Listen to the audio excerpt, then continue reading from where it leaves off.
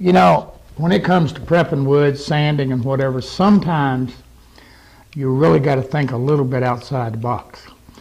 Now, we looked at using the little tadpoles or sanding profiles, the little rubber ones, and all the different things you can buy. But sometimes they just don't get it. What I'm about to show you, we do constant. Now, one of the things in our world, particularly when we're having to do, if we're doing a period reproduction or something like that, again, coming up with the molding is one thing, but coming up with a way to sand it is something else.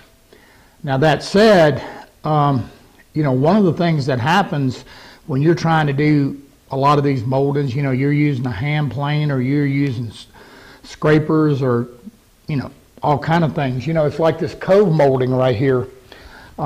This is a molding we use as a crown all the time.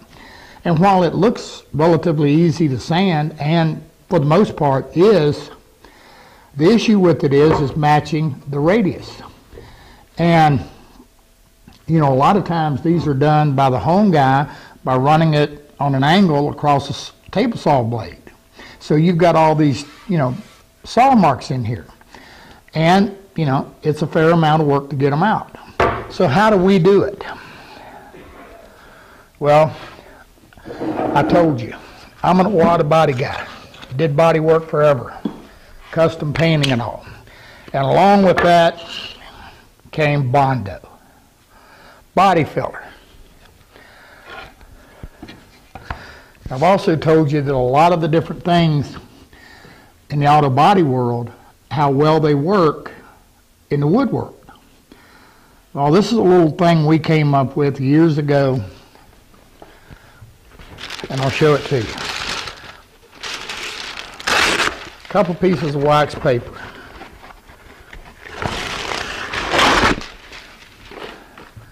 Now, I'm going to start out, the one I'm going to do here, this is that gooseneck crown. Again, this could be a little bit of a challenge to be able to sand it, particularly in the cove. You know, those little profiles will work on the beads and on the edges and whatever. It's that deep cove in there that gets to be problematic. So let's take a look at what we can do.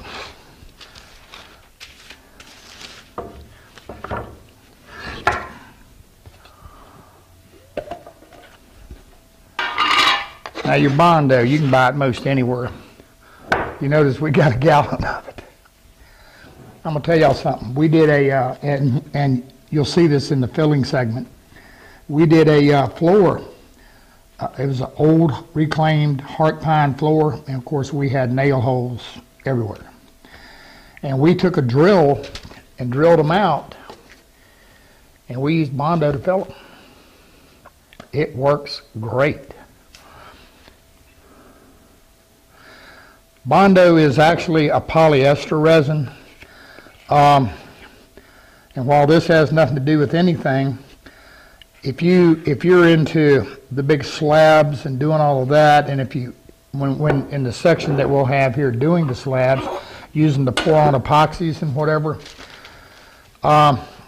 several of them out here. I know there's one called Envirolite, and it's polyester resin, which is actually the resin that's in the body filler. Now, one of the things with the body filler is that it will expand and contract with the wood. I mean, it has to be able to expand and contract with a car.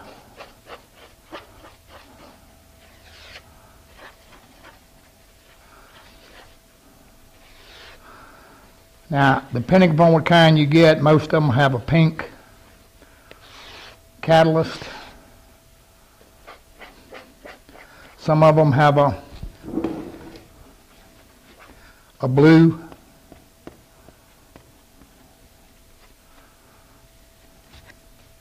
Just make sure you get it mixed well.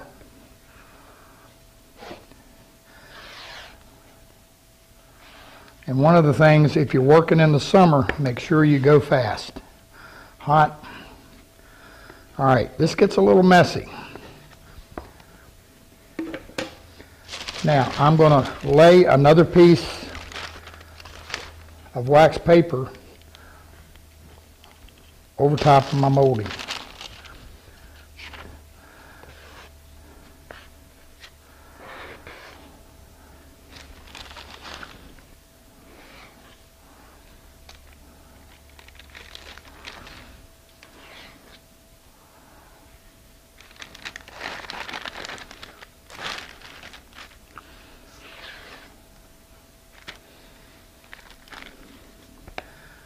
I got me a block of wood.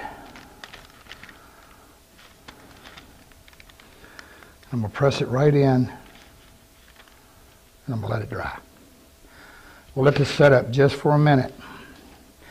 Now, if you got some Bondo and it starts to get a little thick or heavy on you, that it don't want to work easy, you can add a little bit of, they make a thinner for it, but you can actually use a little bit of lycra thinner, and it'll make it a little thinner.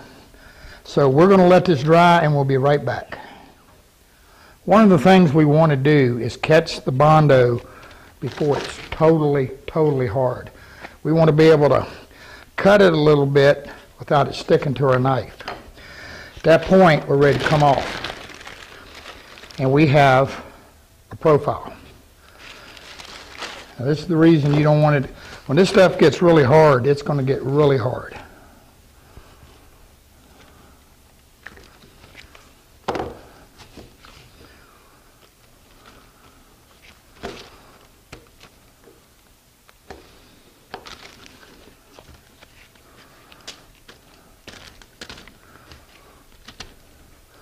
You're going to see very quickly how well it sticks to wood. It holds well. I'm going to tell you what, auto body filler, this Bondo, it's been a restorer's secret for many years. Antique repairs and whatever, oh yeah. I can't tell you where it's at, but I happen to know I know where there's a really good, nice old big expensive pie crust table that probably a third of the edge on it, the carving on it's body filler. Now while I was at it, I went ahead and did that molding.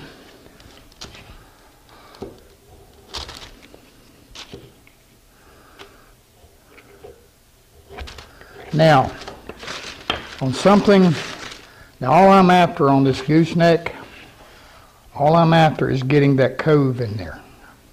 That's it. Now here's your issue on something like this. So what I'm going to do, this is my cove edge right against the bead. And it's fitting perfect.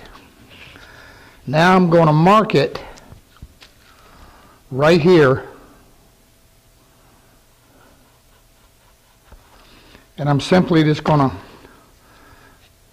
bandsaw, I'm just going to saw this off to make just the cove profile. Let me go do that real quick. Okay, once I've done that, my next thing I want to do is I'm going to take me some PSA or sticky paper and I'm going to lay it with the face side up on the molding. And now I'm sanding the block. Now why am I doing that? I'm doing that to make sure that the block conforms perfectly to the molding, as well as I'm removing a little bit to make sure that I compensate for the thickness of the sandpaper.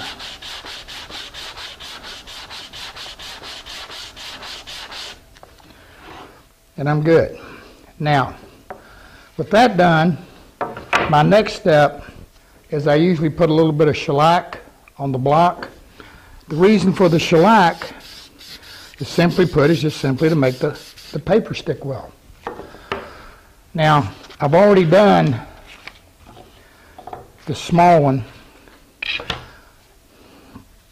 and I have a perfect fit here.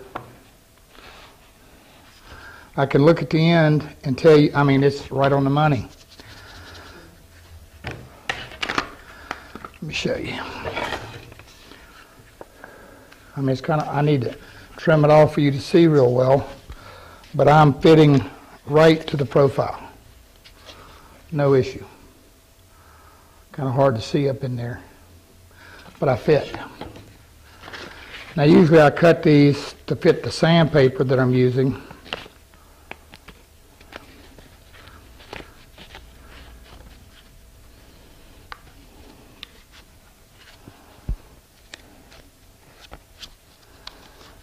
And I now have a perfect sanding block that fits. Oh, let's get it. There we go. That fits my profile perfectly.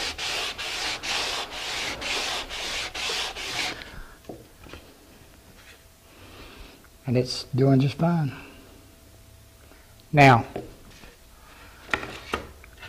on this big one, where we've got this gooseneck.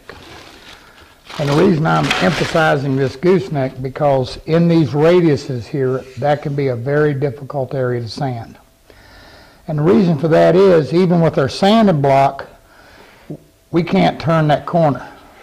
It's too long. When we try to turn that corner, no matter what, it's going to try to ride in here on this front edge or on our top edge. And right here, it just wants to go crazy. There's a secret to this. Let me show it to you. The secret is use a short block.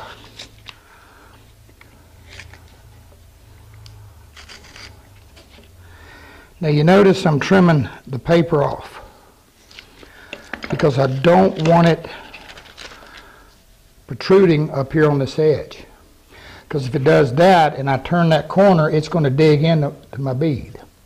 So by setting it like this, that short will let me make that radius.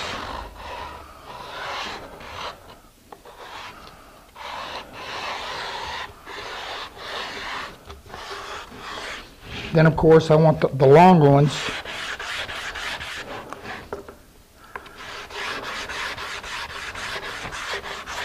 And you can sand that radius without an issue. All right.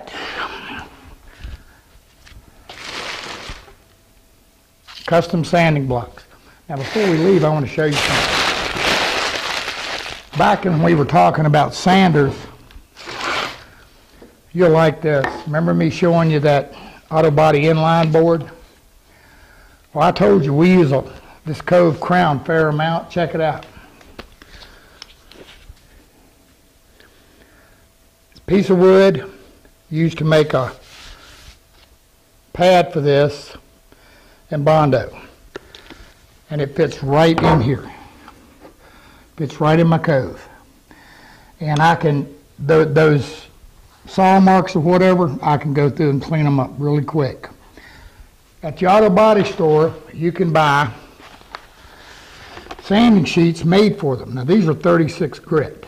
So, if we've got a cove and we've got, saw marks or whatever, we're going to try our best to clean them up pretty quick. I think these were actually used for scooping seats a little bit. We don't usually start, but you can buy it all the way up, 80, 120, and if you got straight line coves or whatever, or if you're running like a bunch of crown molding, you can take the Bondo and make you a profile that'll run it, that'll help you sand it. But again, I want to caution you, nothing beats, when you want it just perfect, nothing beats that long hand sand. Nothing. That's what keeps everything flowing nicely.